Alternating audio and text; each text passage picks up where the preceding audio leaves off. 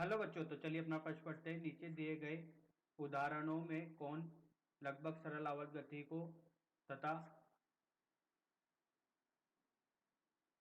तथा कौन आवर्ती परंतु सरल आवर्त गति निरूपित नहीं करते हैं।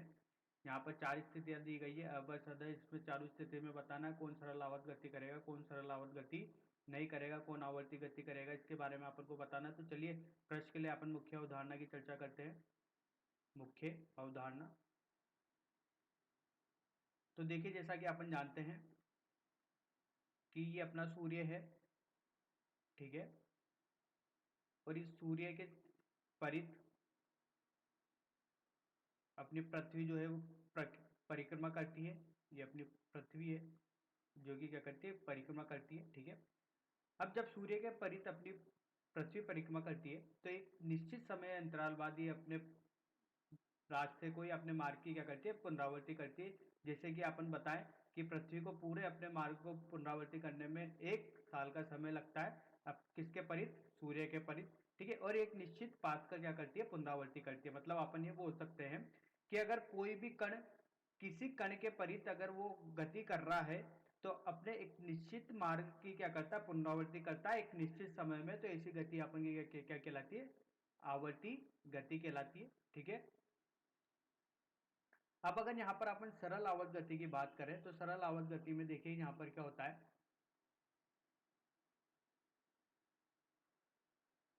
ये कोई अपना कण है, ठीक है। ये कण की क्या है, माध्य स्थिति है। अब आपने बाह्य बल लगा के कण को अपन यहाँ पर लिया है कुछ एक्स दूरी पर, ठीक है।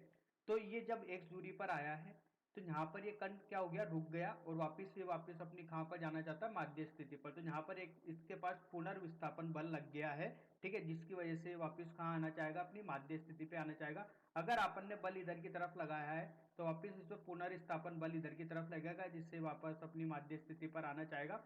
तो ये अपने माध्य स्थिति के इर्द गिर्द जो गति करता है, ठीक है। कभी ये कण दाई साइड जाएगा, कभी बाई साइड जाएगा, कभी बाई साइड जाएगा, कभी दाई साइड जाएगा। तो इस तरह की गति जो अपन की कहलाती है वो क्या कहलाती है, सरल आवर्त गति कहलाती है, ठीक है। किसके परित, माध्य स्थिति के परित। अब देखिए अगर मान लीजिए अपन सरल आवर्त गति की बात करें तो इसके लिए जो यहाँ पर अपन के पास समीकरण होती है या इसके लिए जो यहाँ पर अपन के पास कंडीशन होती है वो होती है ए, मतलब अपना जो त्वरण समानुपाती होता है ऋणात्मक विस्थापन के, ठीक है। जैसे कि मान लीजिए यहाँ पर अपन के पास इसका विस्थापन किधर है, इधर की तरफ, और इस पर बल किधर लग रहा है, इधर की तरफ। तो विस्थापन और बल जो होते हैं वो एक दूसरे के क्या होते हैं, यहाँ पर समानुपाती होते हैं, बट लेकिन ये दोनों एक दूसरे से विपरीत दिशा में यहाँ पर लगते हैं, ठीक है। तो देखिए जो अपन की सरल आवर्त गति होती है, ठीक है, इसको अपन ये बोल सकते हैं कि जो अपन की आवर्ती गति होती है सरल आवर्त गति नहीं हो सकती। मतलब जो आवर्ती गति है सरल आवर्त गति नहीं है, लेकिन जो सरल आवर्त गति है ये अपन की, ये सरल आवर्त गति जो है ये अपन की क्या हो सकती है, आवर्ती गति हो सकती है। तो चलिए इसी मुख्य उदाहरण के आधार पर अपने प्रश्न को हल करते हैं। सबसे पहला यहाँ पर अपन को जो स्थिति दी गई है वो दी गई है अपन को पृथ्वी की अपने अक्ष के परित घूर्णन गति। तो देखिए पृथ्वी क्या करती है, अपने अक्ष के परित घूर्णन करती है, ठीक है। ये पृथ्वी है जिसकी त्रिज्या है आर, ठीक है, और ये अपने अक्ष के परित क्या कर रही है, घूर्णन गति कर रही है, ठीक है।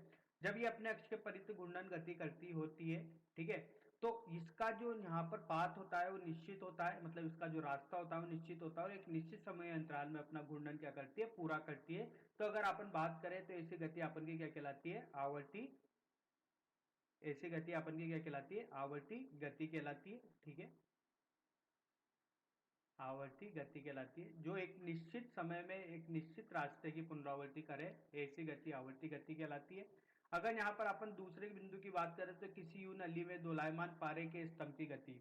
तो देखिए यहाँ पर अपन एक नली का निर्माण करते हैं,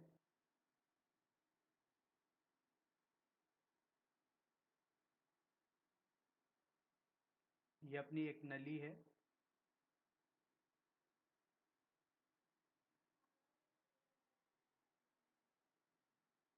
ठीक है। इसमें अपन ने पारा भरा हुआ है,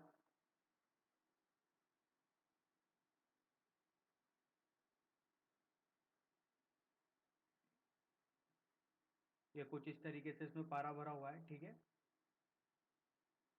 अब देखिए ये इसकी जो है ये है इसकी माध्य स्थिति, ठीक है। अब यहाँ पर अपन ने एक बल लगाया, जिससे क्या हुआ, इधर वाली नली का जो विस्थापन हुआ वो नीचे की तरफ हो गया, और ऊपर वाली नली का विस्थापन जो पारा है वो ऊपर की तरफ खसक गया, ठीक है। तो ये माध्य स्थिति के ये इसकी अंतिम स्थिति और ये इसकी प्रारंभिक स्थिति। तो देखिए ये तो नीचे आया और ये ऊपर गया, ठीक है। अब जब इधर से छोड़ेंगे तो ये नीचे आएगा इधर की तरफ, तो ये किधर चल जाएगा, ऊपर की तरफ चल जाएगा। मतलब ये माध्य स्थिति के इर्द गिर्द क्या कर रहा है, ये जो पारा है वो क्या कर रहा है, अपने रास्ते की मतलब अपने रास्ते के ऊपर नीचे हो रहा है, मतलब माध्य स्थिति के इर्द गिर्द क्या कर रहा है, ये दोलन कर रहा है, ठीक है। तो यहाँ पर अपन का एक जो सिचुएशन है, जो कंडीशन है, वो पुल यहाँ पर हो रही है। जो त्वरण है, त्वरण किधर लग रहा है, नीचे की तरफ, ये समानुपाती ऋणात्मक विस्थापन के, ठीक है। विस्थापन की दर है ऊपर की तरफ, ठीक है। तो ये जो गति होगी वो अपन की क्या होगी, सरल आवर्त गति होगी। सरल आवर्त गति के लिए ये माध्य स्थिति के परित इर्द गिर्द जो कण गति करता है, ठीक है, उसी को अपन बोलते हैं सरल आवर्ती गति बोलते हैं, ठीक है। तो यहाँ पर अपने पास जब यू नलिका में अगर पारा भरते हैं तो वो गति कौन सी कहलाती है, अपन की सरल आवर्त गति कहलाती है। अब चलिए यहाँ पर अगर अपन सविकल्प की बात करें तो सविकल्प में बोला है किसी चिकने वक्रे कटोरे के भीतर एक बॉल बेयरिंग की गति जब उसे निम्नतम बिंदु से कुछ ऊपर से बिंदु के रूप में छोड़ा जाए। तो चलिए यहाँ पर देखते हैं, ये अपना एक कटोरा है, ठीक है। कटोरे में ये इसकी माध्य स्थिति, यहाँ पर अपन ने एक कण रखा हुआ है। अब ये कण का केंद्र, तो अपन कण को ऊपर उच्चतम बिंदु पर ले आते हैं, ठीक है। तो देखिए यहाँ पर क्या होगा, ये जब यहाँ पर ये कण के परित्र, जिसके परित्र ये क्या करेगा, गति करेगा, ये इसकी त्रिज्या हो जाएगी। अब देखिए इसका भार, अब देखिए इसको गति कराने के लिए जो आवश्यक अभिकेंद्रीय बल है वो इधर की तरफ लगेगा, उसको कौन प्रदान करेगा, एम जी कोस थीटा। और जो यहाँ पर चलाने के लिए इसके स्पर्श रेखा के परित जो बल होगा वो क्या होगा, एम जी साइन थीटा। तो इसको अभी केंद्रीय बल कौन सा प्रदान कर रहा है, एम जी कोस थीटा, और इसको आगे की तरफ स्पर्श रेखा के परित कौन सा बल इसको आगे की तरफ त्वरित कर रहा है, एम जी साइन थीटा। अब देखिए ये कण जब अपने उच्चतम बिंदु पर आया इधर की तरफ एच ऊंचाई पर, ठीक है, तो ये कण यहाँ पर रुकेगा नहीं, ये रुकेगा नहीं, क्योंकि इसकी जो साम्य अवस्था स्थिति है वो कहाँ पर है, माध्य स्थिति में, ठीक है। तो इसको पुनः अपने पाद की पुनरावृत्ति कौन सा बल कराएगा, इसको एम जी साइन थीटा कराएगा। क्यों, क्योंकि स्पर्श रेखा के परित जो यहाँ पर इसको त्वरित करेगा वो करेगा एम जी साइन थीटा, ठीक है। घुमाने का कार्य कौन करेगा, एम जी कोस थीटा। अब जब ये बल यहाँ, जब ये कण यहाँ पर आएगा, ठीक है, तो इस पे बल की दिशा ऐसे की हो जाएगी, ये एम जी साइन थीटा इधर की तरफ आ जाएगा, ये एम जी, ये एम जी साइन थीटा और ये एम जी कोस थीटा। तो माध्य स्थिति के इर्द गिर्द ये क्या कर रहा है, ये अपने कण का दोलायमान कर रहा है, मतलब ये अपने कण अपने रास्ते की पुनरावृत्ति कर रहा है इस माध्य स्थिति के इर्द गिर्द। तो ये गति अपन की क्या कहलाएगी, सरल आवर्ती गति। और अपन ने बोला है कि जो भी सरल आवर्त गति होती है वो आवर्ती गति नहीं हो सकती, तो अपन इसको अपन ये नहीं बोल सकते कि आवर्ती गति होगी। अब चलिए अगले बिंदु पर अगर अपन बात करें तो किसी बहुपरमाणु अणु की अपनी साम्यावस्था की स्थिति के परित व्यापक कंपन, तो द स्थिति में अपन देखते हैं यहां पर। अब देखिए ये अपने पास बहुपरमाणिक कण है, ठीक है। ये अपनी क्या करते हैं, अपनी स्थिति के इर्द गिर्द इस तरीके से लंबवत क्या करते हैं, दोलन करते हैं, ठीक है। ये इस तरीके से यहाँ पर क्या करेंगे, दोलन करेंगे, ये, ठीक है। तो जब ये दोलन करते हैं तो जो इनकी आवृत्ति होती है वो पूरे निकाय की आवृत्ति क्या होती है, अलग अलग होती है, क्योंकि इनकी अगर अपन बात करें तो इन जो एक कण होता है इनकी सबकी आवृत्ति क्या होती है, अलग अलग होती है। तो पूरे निकाय की आवृत्ति क्या हो जाएगी, अलग अलग हो जाएगी, तो इनका आवर्तकाल भी क्या हो जाएगा, अलग अलग हो जाएगा। लेकिन जो ये कण होते हैं ये अपनी माध्य स्थिति के परित क्या करते हैं, ये इर्द गिर्द गति करते हैं, ठीक है।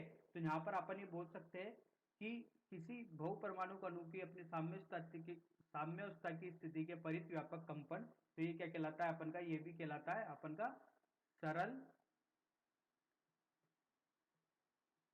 सरल आवर्ती गति, ठीक है। तो यहाँ पर जो ये कहलाएगी ये भी कहलाएगी अपन की सरल आवर्ती गति। तो बच्चों आशा करता हूँ आपको यह समझ में आया होगा। धन्यवाद।